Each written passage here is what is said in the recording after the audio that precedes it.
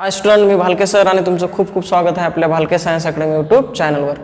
आज आपण वर्ग 12वी महाराष्ट्र बोर्ड फिजिक्स यामधला जो इलेक्ट्रोस्टॅटिक चॅप्टर आहे यामधला जो पॉईंट आहे आपल्या बाळांनो तो electric potential energy of a system of 2 point charges and n point charges. 2 point बघायचे तर आपला एक 2 पॉईंट चार्जेस आपण जर घेतले तर त्यांच्यामध्ये इलेक्ट्रिक पोटेन्शियल एनर्जी किती कन्झर्व होईल किंवा किती जमा होईल हे एक बघायचं आणि त्याचबरोबर एन पॉईंट घेतल्यानंतर काय होतं हे बघायचं. याच्या पूर्वीचे जे व्हिडिओ आहेत आपण याच चॅनलवर भालके सायन्स अकॅडमी या चॅनलवर आपण अपलोड केले आहेत. जर तुम्ही हा व्हिडिओ बघत असाल, तुम्हाला जर पूर्वीची माहिती नसेल तर नक्कीच या चॅनलवर जाऊन पूर्वीची व्हिडिओ बघा आणि जर सर्व माहिती असेल तर डायरेक्टली हा व्हिडिओ तुम्ही कंटिन्यू करू शकता. ठीक आहे.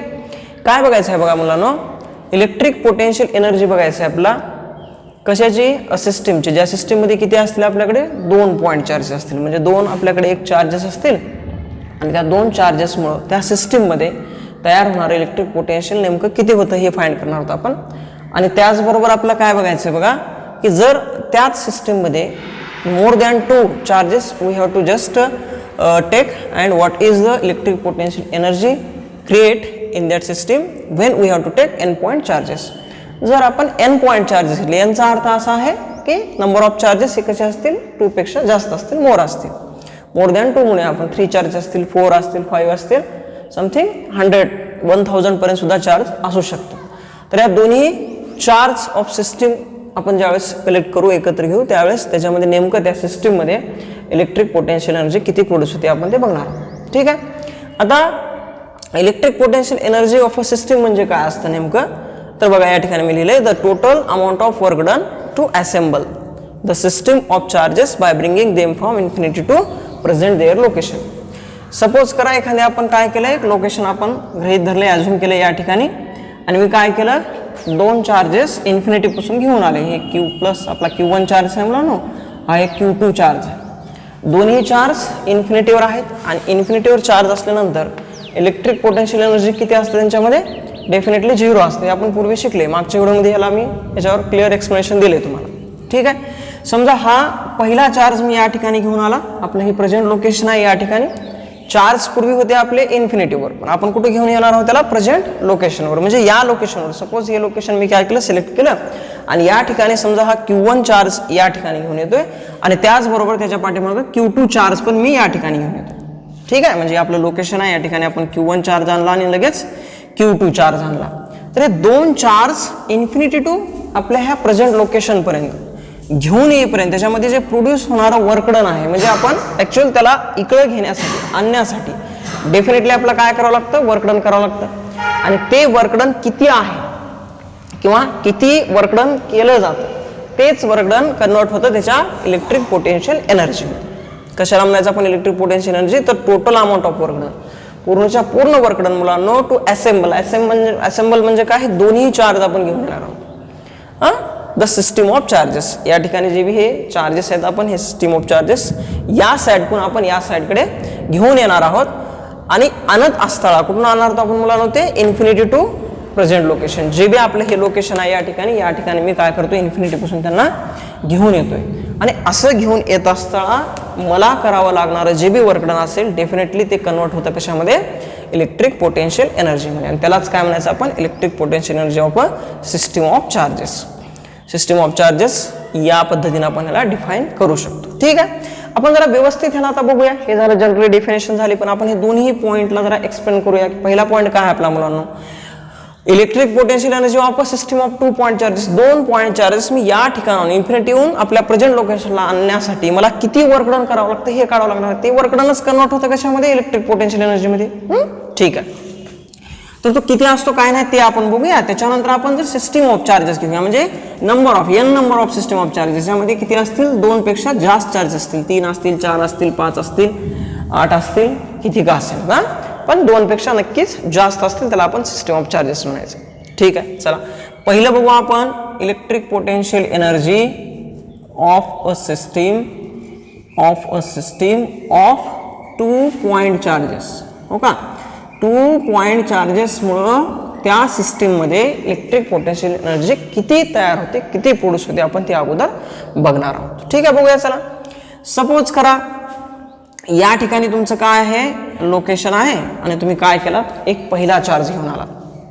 ठीक आहे, तुमचं हे ओरिजिन पॉईंट आपण या ठिकाणी. ठीक आहे, या ठिकाणी आपण एक ॲक्सिस ड्रॉ करूया. या ठिकाणी असेल वाय ॲक्सिस, या ठिकाणी बाळांनो असेल एक्स ॲक्सिस आणि या ठिकाणी झेड ॲक्सिस. हे लोकेशन आहे आपलं. हे फिक्स यामध्ये सांगता येऊ शकेल की कुठल्या प्लेनमध्ये आपण त्याला आणत आहोत. ठीक आहे, तर वाय एक्स प्लेनमध्ये आपण ते 2 चार्ज आणणार आहोत. हे आपलं काय आहे, प्रेझेंट लोकेशन ओ आपण मानलंय. आता इन्फिनिटीकडून मी Q1 चार्ज आणतो मुलांनो, प्लस Q1 चार्ज आणला मी कोणीकडून, इन्फिनिटीकडून. या ठिकाणी आणून ह्याला मी काय करतोय, लोकेट करतोय या पोझिशनला. आपला हा चार्ज कोणता आहे, Q1 आहे.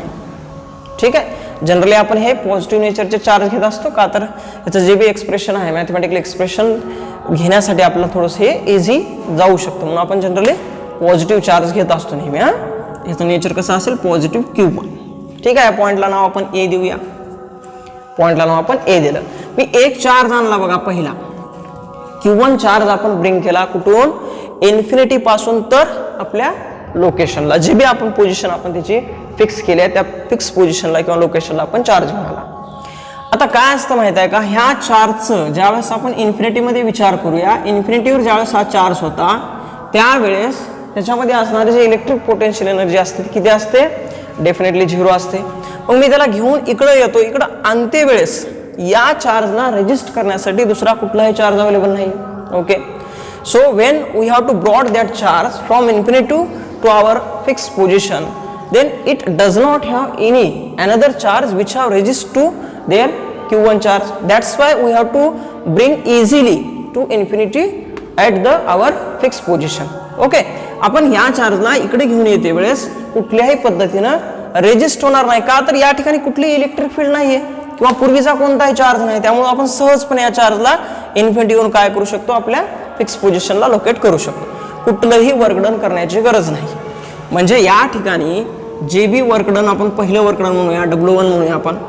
ठीक आहे, हे जे वर्कडन असेल ते डेफिनेटली किती असणार आहे, 0 असणार आहे. का तर ह्याला कुठलाही इलेक्ट्रोस्टॅटिक फोर्स हा रेजिस्ट करायला या ठिकाणी नाहीये, कोणा फोर्सच्या आपलं अपोजिट काम करायचंच नाही. त्यामुळे जनरली आपण सहजपणे याला उचलावून ठेवू शकतो. ठीक आहे, आपण ठेवलं, याला नाव दिलं ए.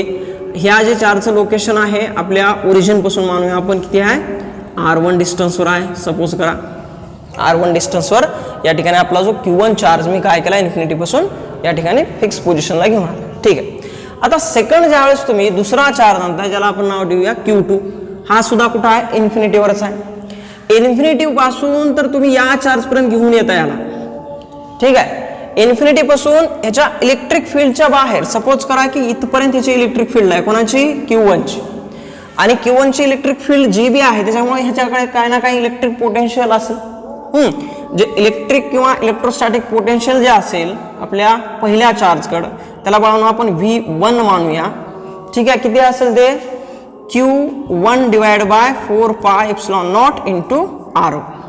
ठीक आहे, हे फॉर्म्युला आपण मागच्या व्हिडिओमध्ये बघितले. पोटेन्शियल ज्यावेळेस आपण शिकलो, electric potential energy and electric potential, त्यामध्ये तुम्हाला हे व्यवस्थित मी एक्सप्लेन करून दिले. ठीक आहे, V1 काय असतं, Q1 divide by 4πε0 into R1 असेल. कुठं, या प्लस Q1चं स्वतःचं इलेक्ट्रिक पोटेन्शियल, स्वतःचं जे बी या ठिकाणी पोटेन्शियल आहे याच्या इथं असण्यानं ते असणार आहे बघा Q1 divide by 4πε0 into R1. ठीक आहे, मग ज्यावेळेस तुम्ही Q2 चार्ज घेऊन येत आहे कुठून, फ्रॉम इन्फिनिटी पासून तर या चार्जच्या नियरली क्लोज, तुम्ही ह्याच्या फील्ड पर्यंत आणेपर्यंत तुम्हाला काही त्रास होणार नाही मुलांनो. सहजपणे तुम्ही त्याला ब्रिंग करू शकाल, काहीच प्रॉब्लेम नाही. कळतंय, सपोज खरा एक साधा रस्ता आहे का, जनरली हॉरिझॉन्टल रस्ता आहे आणि असा रस्ता नंतर काय, असा आपल्याकडे एक रस्ता थोडा चढ लागला आहे किंवा इन्क्लाइन आहे समजा. आता या ठिकाणाहून तुम्ही ज्यावेळेस एखादी कुठलीही वस्तू तुम्ही सपोज करा की या ठिकाणी काय करताय, पुश करताय. या ठिकाणी माझ्याकडे एक ब्लॉक आहे आणि याला मी काय केलं, पुश केलं. ठीक आहे, इथून इथपर्यंत सहजपणे आपण ह्याला पुश करू. पण ज्यावेळेस रस्ता जसा जसा जसा चढ लागेल तस तसं आपलं हे जो बी ब्लॉक आहे तो पुश करायला जड जाईल. का तर हा रस्ता काय चढ असल्यामुळं ह्याच्यावर जी ग्रॅव्हिटेशन फोर्स आहे तो जास्त चालू होईल. चढ चालल्यामुळे किंवा ह्याच्याकडे पोटेन्शियल एनर्जी ह्याच्यामध्ये स्वतःमध्ये भरेल आणि ती पोटेन्शियल एनर्जी आपल्याला रेजिस्ट करेल डेफिनेटली. म्हणजे Q2 चार्ज जो बी आपल्याकडे आहे इन्फिनिटी पासून तुम्ही ज्यावेळेस त्याच्या फील्डच्या जवळपास, फील्डमध्ये नाही, फील्डच्या बाहेरच, फील्डच्या बाहेर आणेपर्यंत काही प्रॉब्लेम होणार नाही. पण जसं तुम्ही चार्जला फील्डच्या आतमध्ये घेऊन येताल तसं तुम्हाला या चार्जचा जो बी इलेक्ट्रोस्टॅटिक फोर्स आहे Q1चा जो बी इलेक्ट्रोस्टॅटिक फोर्स असेल त्या फोर्सला काय करावं लागेल आपला अपोज करावं लागेल. कारण या चार्जची इच्छा असते किंवा डिझायर म्हणूया आपण की Q1 चार्ज काय करतो या चार्जवर रिपल्शन फोर्स लावतो इलेक्ट्रोस्टॅटिक फोर्स आणि त्याचे काय असते की ह्या चार्जला तो आउटसाइड डायरेक्शनला म्हणजे ह्याच्या अपोजिट डायरेक्शनला डिस्प्लेस करण्याचा प्रयत्न करतो पण आपला एक्सटर्नली ह्याच्यावर फोर्स लावावा लागेल आणि ह्याला आतमध्ये इकडे ढकलावं लागेल. म्हणजे या केसमध्ये ज्यावेळेस तुम्ही दुसरी केस असेल आपल्याकडे त्या केसमध्ये मात्र तुम्हाला काय करावं लागेल डेफिनेटली काही ना काही वर्कडन करावं लागेल. ते वर्कडन किती येईल आपण बघूया.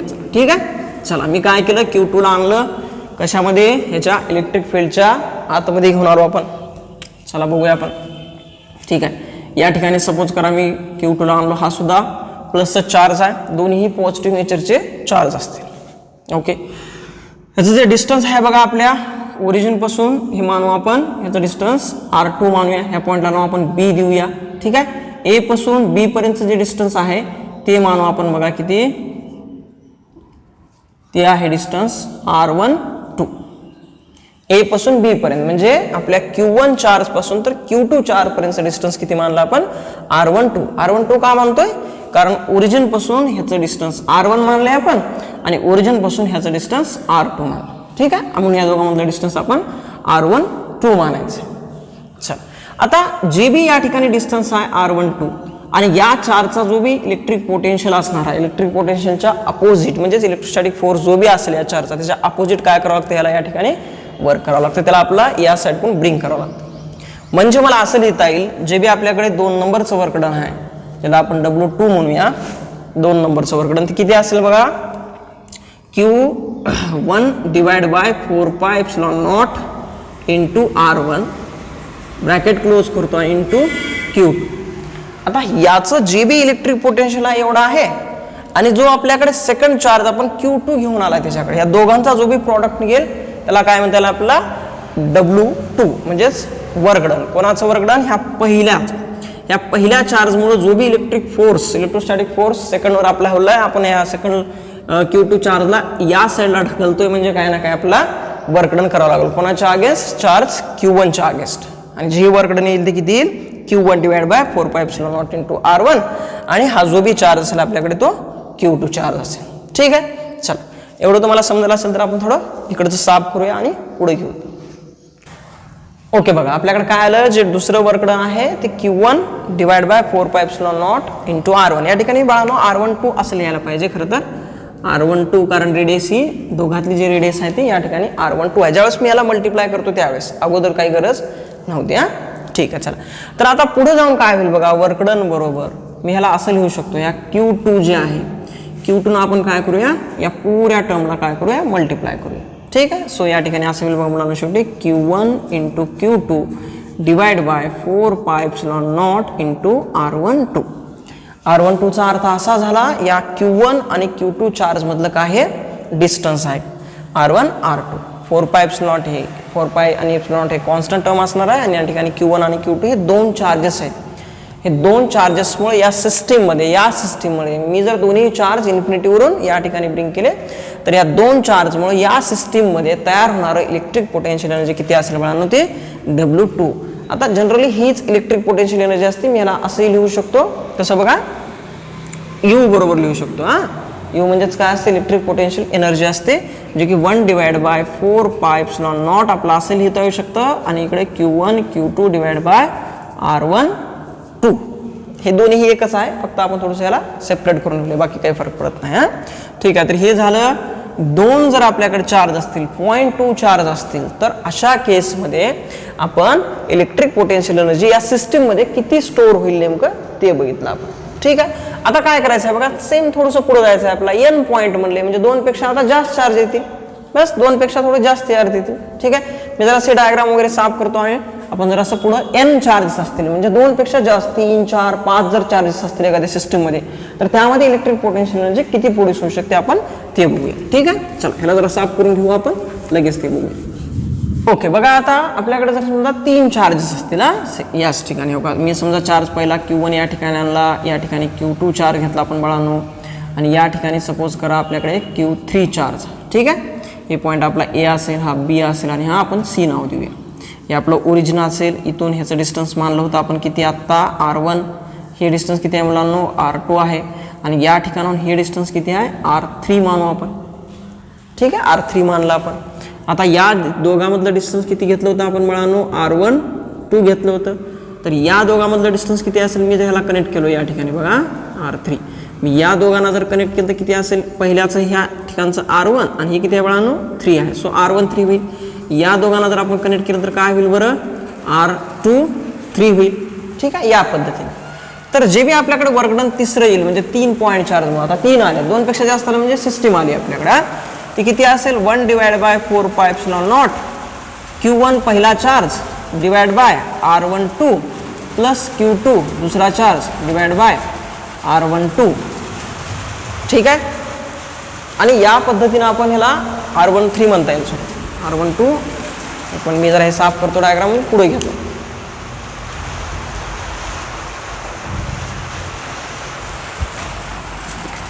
ठीक आहे, बघा ह्याला साफ करूया आपण, या ठिकाणी घेऊया.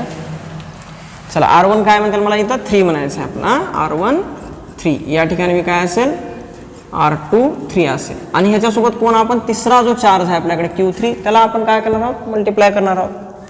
पुढे जाऊन काय होईल बरं आपला वर्कडन 3 बरोबर म्हणजेच 1 / 4πε0 ब्रॅकेटमध्ये आपण काय करूया, Q3 ने इकडं आणि इकडं दोन्ही साईडला आपण गुणूया.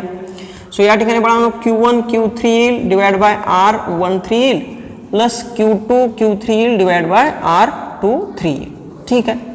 हे आले आपल्याकडे 2 चार्ज. समजा आपल्याकडे आता 3 चार्ज आले, 3 चार्ज आले, 3 ऑलरेडी आहेत आणि चौथा एक आपण जर चार्ज या ठिकाणी नवीन आला म्हणजे 4 सिस्टम ऑफ चार्ज असतील, तर अशा वेळेस W4 किती होईल आपलं बरोबर 1 / 4πε0 ब्रॅकेटमध्ये Q1 divide by R14 plus Q2 divide by R14 plus Q3 divide by R14. आणि या केसमध्ये आपला काय म्हणता येईल बाळांनो, पुढे जाऊन या ठिकाणी चार्ज कोणता आहे आपला Q4, चौथा चार्ज आला जो ह्याच्यासोबत आता मल्टिप्लाय करेल. काय करायचं आपल्याला, काहीच करायचं नाही, W4 बरोबर 1 / 4πε0 ब्रॅकेटमध्ये ह्या Q4 न Q1 Q2 Q3 ला फक्त मल्टिप्लाय करा, Q1 × Q4 divide by R14 plus Q2 Q4 divide by R24, या ठिकाणी 2 आहे सॉरी आणि या ठिकाणी 3 आहे, चुकून माझ्याकडून 1 झालं, आणि plus Q3 Q4 divide by R34. या पद्धतीने आपण हे काय करू शकतो, पुढे चार्ज नेऊ शकतो. या ठिकाणी पहिला चार्ज आला, दुसरा आला, तिसरा आला आणि चौथा आला. पहिल्या दुसऱ्या आणि तिसऱ्या चार्ज सोबत प्रत्येक चौथा चार्ज या ठिकाणी काय होतो, मल्टिप्लाय मध्ये येत असतो. मग असंच तुम्ही कितीही वाढवू शकता, 3 असतील आपल्याकडे पॉईंट, 4 असतील, 5 असतील, 6 असतील, तर जेवढेही असतील त्या पद्धतीने तुम्ही इकडे चार्जचे नंबर वाढवू शकता. ह्याला म्हणायचं आपण बाळांनो electric potential energy of a system of n point charges, ठीक आहे. मी आज दोन्ही पॉईंट कंप्लीट केले. एक आपण कंप्लीट केला electric potential energy due to, समजा आपल्याकडे एक सिस्टीम आहे ज्याच्यामध्ये 0.2 चार्जेस आहेत, त्यामुळे किती तयार होतं बघितलं आपण, आणि n असतील चार्जेस म्हणजे खूप सारे चार्ज असतील तर त्या सिस्टीममध्ये इलेक्ट्रिक पोटेन्शियल एनर्जी किती प्रोड्यूस होते हे बघितलं आपण, ठीक आहे. एकदम साध्या आणि सोप्या पद्धतीने मी फिजिक्स शिकवण्याचा प्रयत्न करतोय.